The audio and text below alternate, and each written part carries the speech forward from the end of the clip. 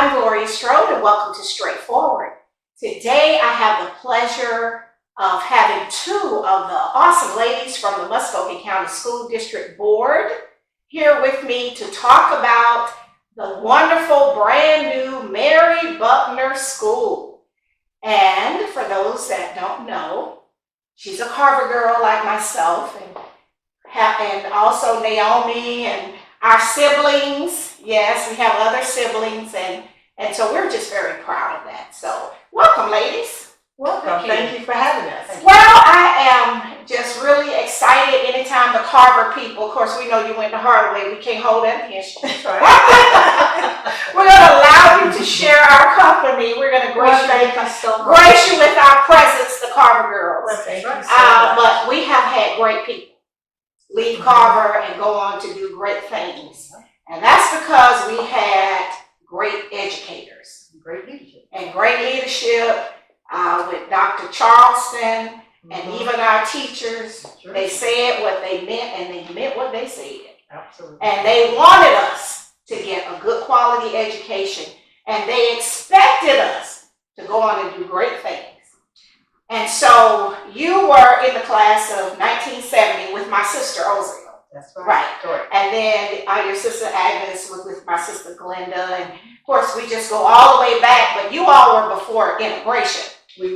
You all were the last class. Last class before integration, and of course the Supreme Court got involved with that, and then we had the changes. But you're a part of the historical Carver and the historical Spencer era.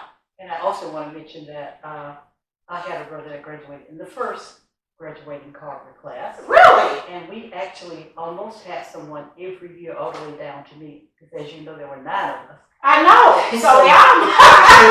Look, you were the last pea out of the dish, as all the people would say. Yeah, so you are the baby. Not to mention that my uncles and aunts had several children also. Right. So Buckners, there were several Buckners in each graduating class. Yes, exactly. Right. And it's a funny story because my Aunt Shirley was in the class of 65, but my oldest sister, Brenda Branford, was in the class of 66. So when you get those big families, people like, oh, who is that? It's like, no, that's my auntie. It's like, but you all are, at the parties at St. Benedict, which is where they would have the sock hops or whatever we called them back then. But the legacy of Carver was just so great. So it wasn't a surprise that Mary B would go on and blaze another trail because we had a good solid foundation. And so when she left Carver, where did she go? When she left Carver, she went to undergraduate school at Mercer University in Macon. Mercer University. So let's think about that. She went from a traditional, historical, black, segregated school to Mercer University, which is one of the best schools. It really is, and definitely law school. So did she attend law school there? How did we get to be this judge and all of that? Because I'm a Carver person. I'm having a shame. Well, she started, she graduated from Carver in 1966. Okay. And she went through Mercer by way of being recruited from the dean at Mercer University. Okay. She, along with, I think it was like... was it George Henderson? But he was later after her because he went there. But he was a Carver person that went to Mercer and later became an attorney. Yes. Right. So she was recruited along, I think it was 12 or 13 of the blacks in the Southeast, to the top blacks. Right. To attend Mercer University, and she stayed there 4 years. Really? And she got a degree in history and political science. Okay. And then she left there and she attended 1 year at Emory Law School. Really? Yes, that was because once again there was some kind of foundation that recruited her to go. Right. To pay. Exactly. And that helped pay. Because remember, you number 9. That's right. She still has a little kids to go, right? You were number 9. Yeah. There was a bunch of us. Right. Yes. And so she went to Emory and actually that's where she met Sandy Bishop. Okay, because they were law partners. Yes. Yes. She met him there. And after she completed that 1 year at Emory, this foundation foundation said she can go to any school in Georgia that she wanted to. Really? So she went back to Mercer. And that's how she became the attorney. Yes, that's how she. And at Emory there were more blacks. Oh, absolutely. Yeah, absolutely. It was in Atlanta. Oh, in the ATL, as T.I. would say, in the ATL. But at Mercer there were a few blacks, and right. A few women. I know, and that was part of blazing that trail. Exactly. And at a time when everything was not as diverse, Absolutely. the world as it is right now, and then we're talking about a small Georgia county, Bibb County, Georgia. Of course. And Macon now, it's a little more progressive, but it's not the ATL still to this day. The ATL. Right, and so she lays that trail. Yes, she did, and I remember telling stories about how they, on occasions, thought she was the janitor. Oh, no, they didn't. Yeah, because really? Yeah, because she didn't look like everybody else. Right. So but that didn't affect her because she had a mission to do. Right. So she was focused. She was focused. She was focused. She knew what she was there to do, and her training. Not just her home training, because y'all daddy was a preacher or something. He was. Okay. He was no Bible. Oh, no. Old school. Oh, I know. Right. And so she actually had a solid Christian foundation. Very solid. Very good home training, as the teachers used to say. Have some good home training. And then she was brilliant. Yeah. And then I want to mention something else when you were talking about Carver. Not only was Carver academic, but they also taught us how to live. Yes. They taught us what the right thing to do. Right. We were taught good character, morals, in addition to the fine arts. In addition to that. Yeah, because they wanted us to be all around, we had rotations on the board, And I remember once in Miss Lewis's room, we had Miss Randy J. Lewis. Miss Lewis, she taught the humanities. No, the one that taught math. Miss Jamie. Jamie Lewis. Yeah. Okay. She had the But she had a quotation: "You are judged by your associates, not by your parents. Your parents were thrust upon you, but your associates are of your own choosing." What'd you say? Yeah, you remember that? I remember several. 50-some years later, because it made an impression. It made an impression, right? Because the impression is that you have to be careful who you're with. Exactly. Because sometimes people can bring you down to their level. Exactly. So you also have to be intentional about who your friends are also. Absolutely. Well, what we're going to do is stop right here, take our first break, go to our sponsors, and we'll be right back.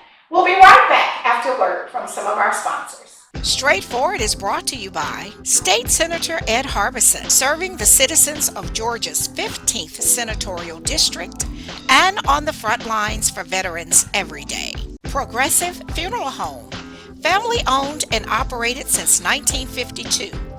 The George Ford legacy of high standards continues today in the compassionate and professional services provided. A touch of dignity for those who care. Progressive Funeral Home, 4235 St. Mary's Road, trusted by generations.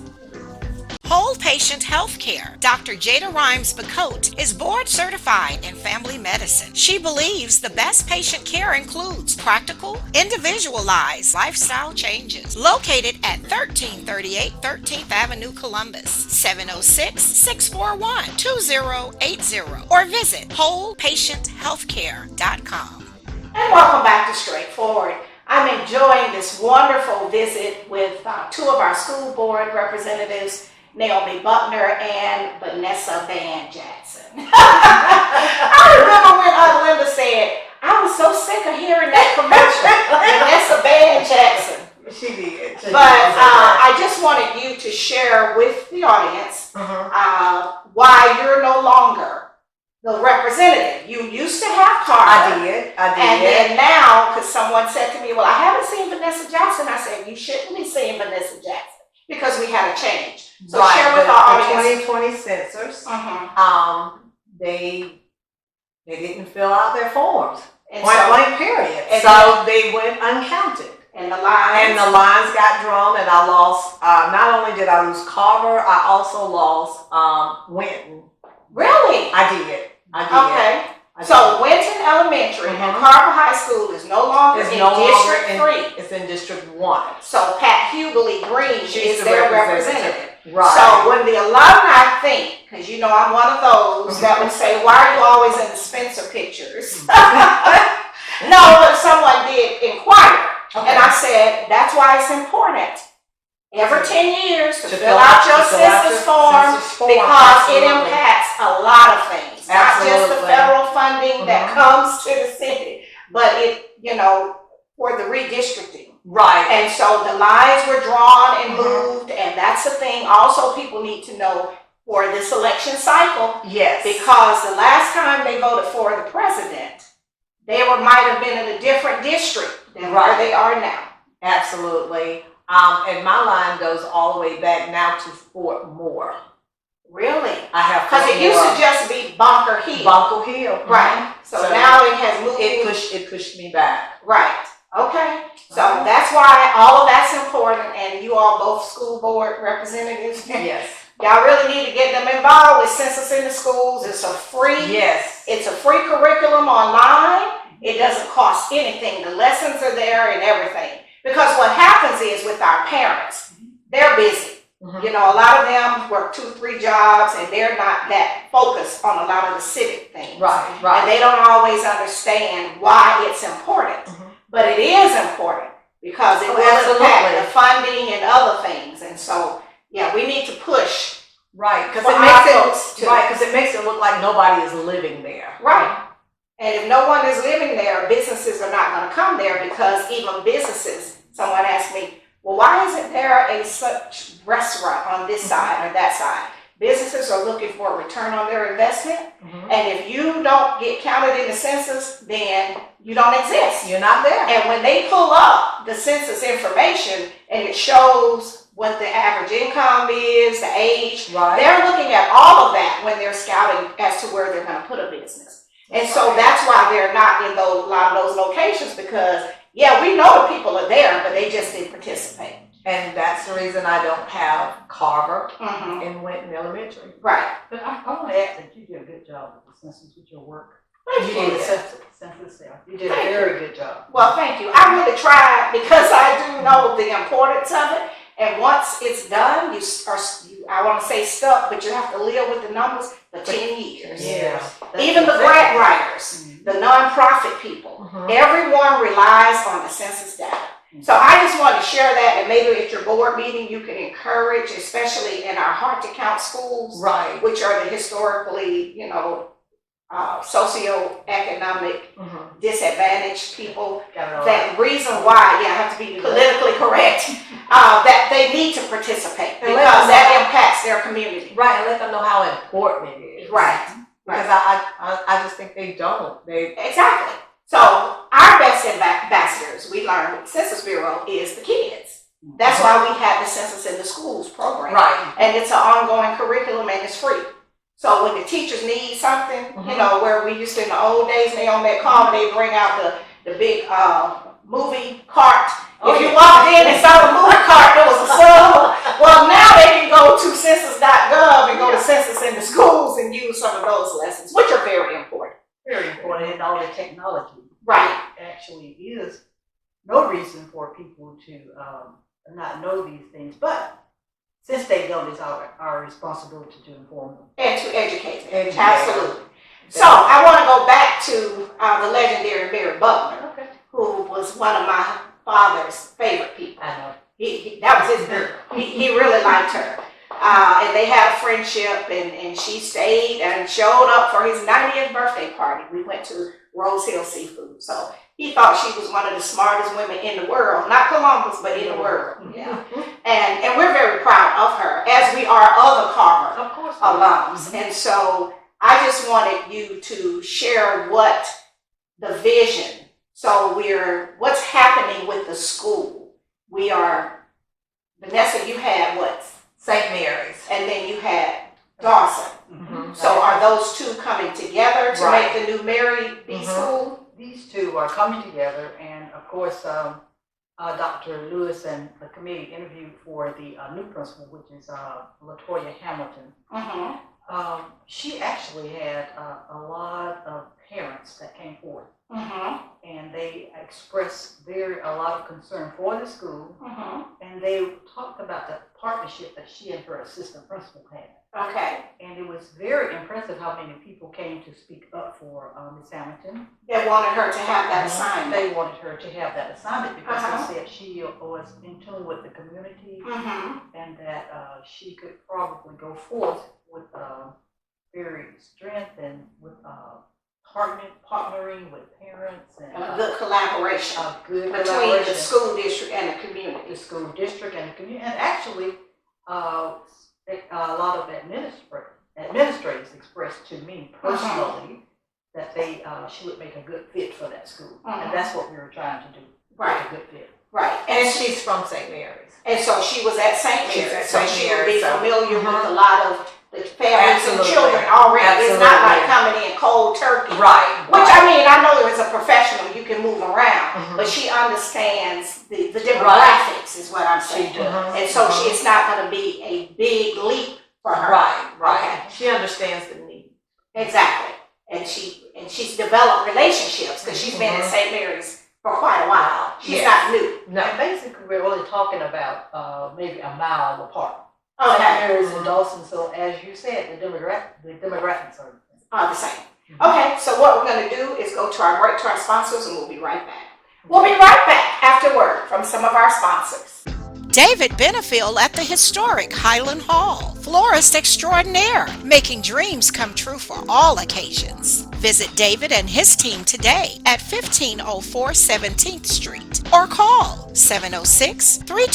706-324-4881, where happiness blooms.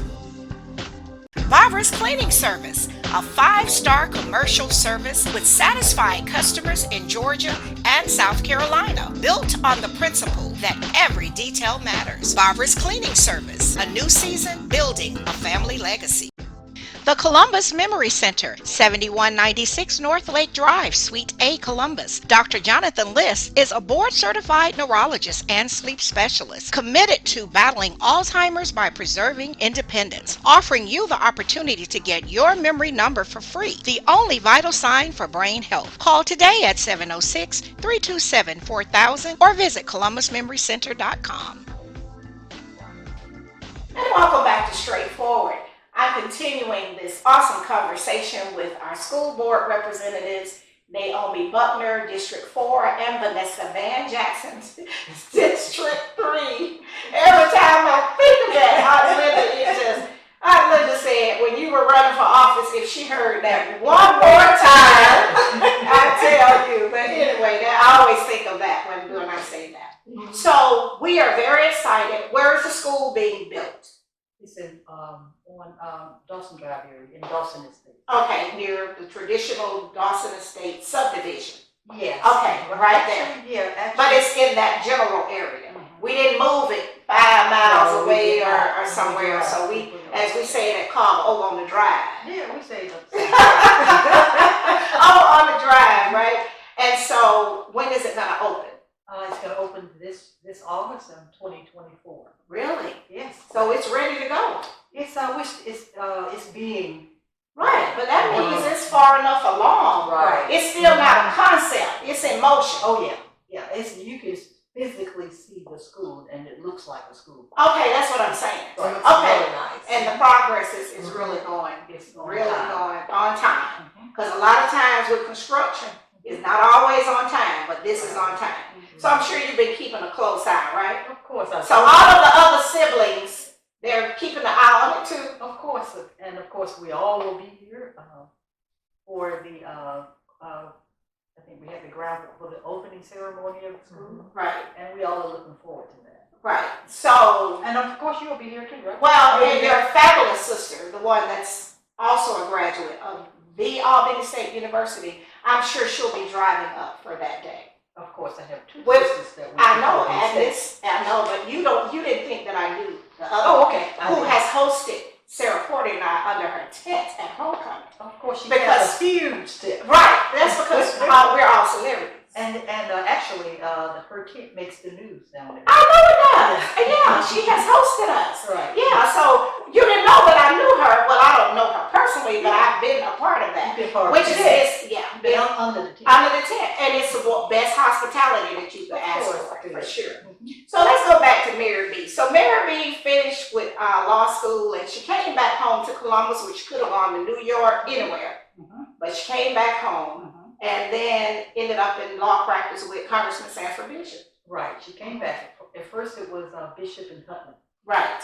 and then eventually it was Bishop and Buckner. Okay, and so he just kind of became a brother of all the Buckner clan. He did. And Yeah. actually, when he first got here, he didn't know anybody, so he would get all the holidays with us. You know, and we were good friends with his parents.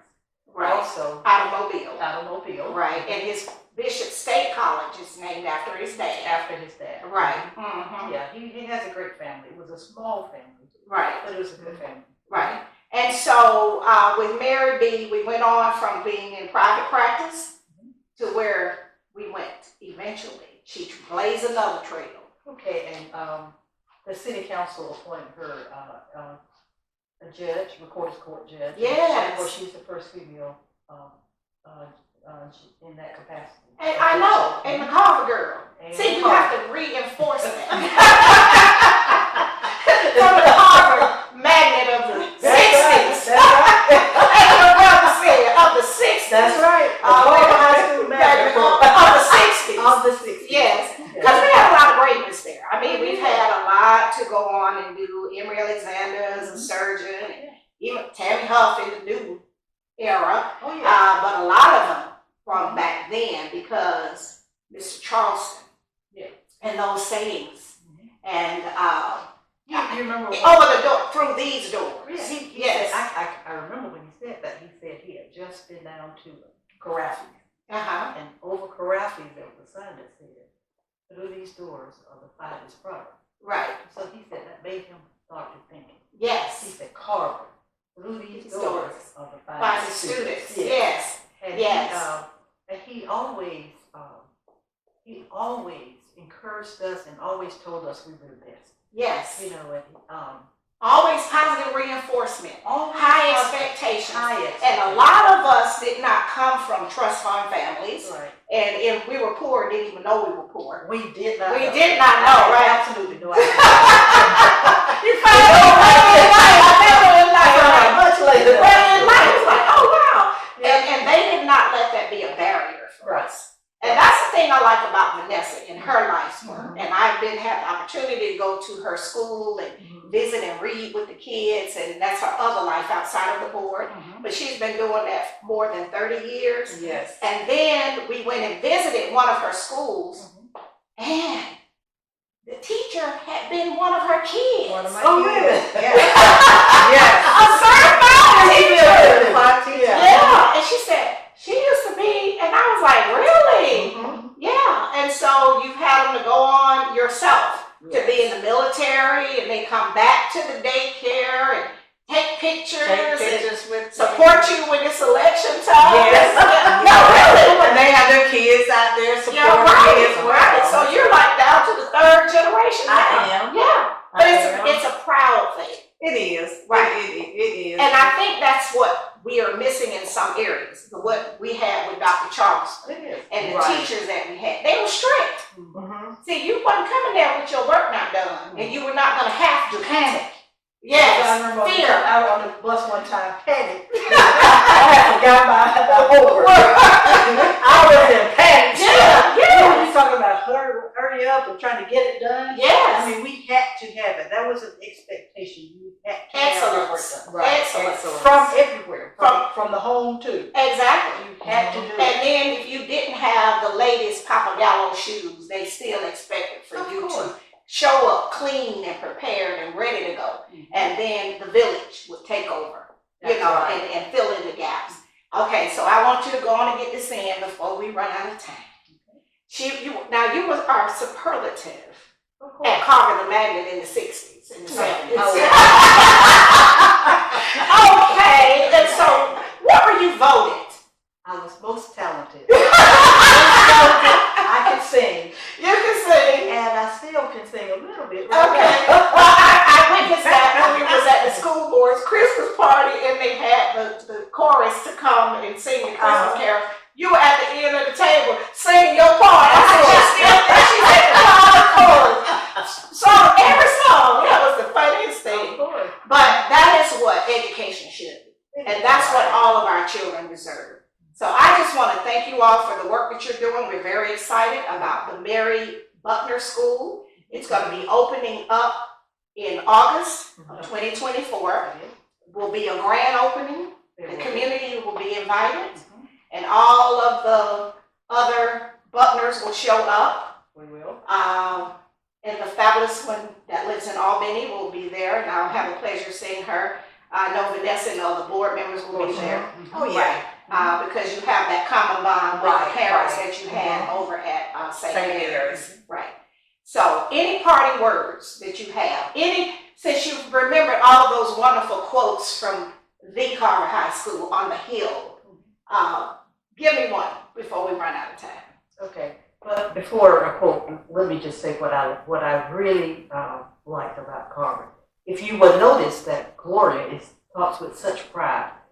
We at Carver High School were instilled with such a pride. Our principal, we came in, every time we did something great, our principal said, everywhere we go, people want to know who we are, like we were somebody. Right. Everywhere we go. Everywhere. And that's the way we were at Carver High School, and we got that from our principal and our teachers. Right. And for the Mary A Buckner Academy this August, I'm so excited about the opening of the school.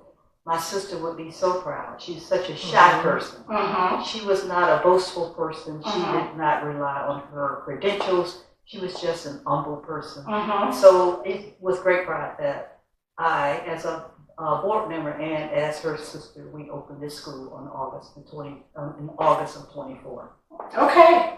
So pride, humble, service, dedication, all of that in honor of the legendary Mary B, my daddy's girl. He loved her. He did. Well, thank you all so much. I know you're busy for doing this, and we will certainly do this again once the school opens. Thank you so much for having me. Oh, absolutely. Yes, thank you so It's our much. pleasure.